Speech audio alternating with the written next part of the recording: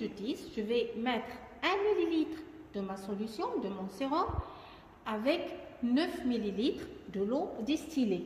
Alors, à l'aide d'une pipette graduée, ici une pipette de 10 ml, je vais récupérer 1 millilitre du sérum et par la suite, donc je vais prendre d'abord 1 millilitre, 9 millilitres plutôt de l'eau distillée. Donc là, on avait mis 9 ml de l'eau distillée. Je vais compléter avec 1 ml du sérum. Et voilà, donc j'ai préparé mon premier échantillon, donc dilué 1/10. Là, on va passer à la préparation du deuxième échantillon biologique. Donc là, on va séparer les globulines des albumines. On a besoin de 2 ml de la solution F, 3 ml de la solution de l'eau distillée. Par la suite, on va compléter avec 5 ml de sulfate d'ammonium. Donc, j'ai mis 2 ml, plutôt 3 ml d'eau distillée.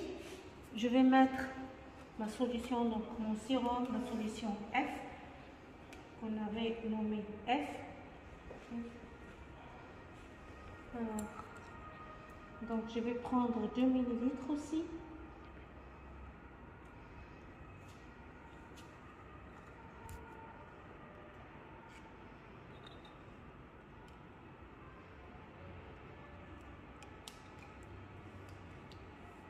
Par la suite, donc je prends mon échantillon, je vais ajouter les 5 ml de sulfate d'ammonium, goutte à goutte, tout en agitant bien sûr, avant de passer à la centrifugation.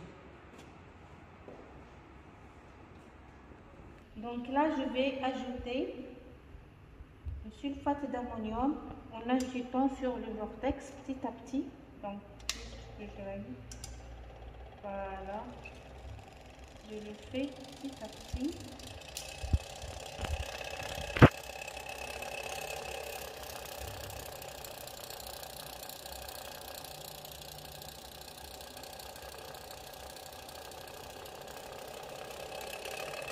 Donc il ne faut pas l'ajouter d'un seul coup, il faut le faire goutte à goutte. Et voilà, laissez reposer notre préparation pendant 15 minutes avant de passer à la centrifugation. Alors, on va commencer à préparer notre gamme étalon. On a besoin de 5 tubes pour la gamme et 2 tubes pour notre échantillon inconnu, la solution G et la solution H.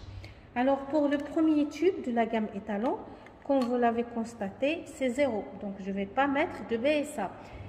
Le deuxième tube, donc là, je vais mettre 10 microlitres de BSA. Voilà. Et voilà. Par la suite, je vais changer. Donc, on a besoin, cette fois-ci, de 20 microlitres de notre protéine référence dans le tube numéro 3. On va augmenter le volume à 40. Voilà. Donc, hop, je vais le mettre dans le tube numéro 4. Toujours, on va augmenter le volume. On va prendre cette fois-ci 60 microlitres. Ça va être dans le tube 5.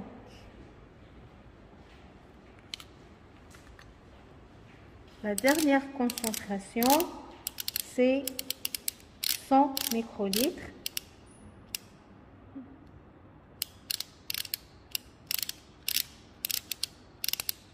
Voilà, ça arrive.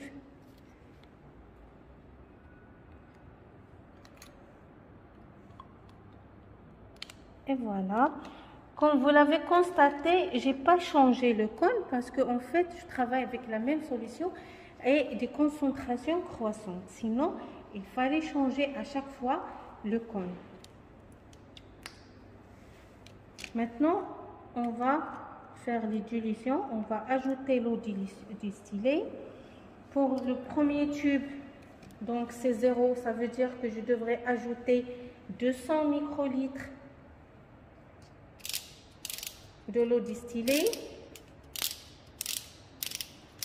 Alors, hop, hop, hop.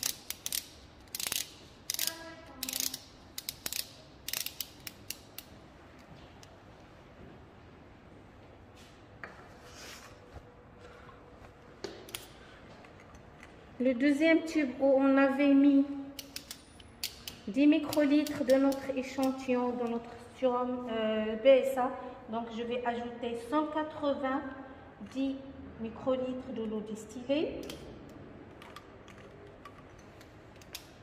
Le deuxième, je vais ajouter le suivant, donc là où on avait mis 20 microlitres de BSA, on va ajouter 180 microlitres de l'eau distillée. Par la suite, on va ajouter 160 microlitres parce qu'on a 40 microlitres de BSA. Ça veut dire toujours que le volume final dans chaque tube doit être égal à 200 microlitres. Par la suite, donc j'ai besoin de 140 microlitres. Je vais ajouter à 60 microlitres de BSA. Et enfin, donc le dernier tube, on avait mis 100 microlitres de BSA. On a besoin de 100 microlitres de l'eau distillée.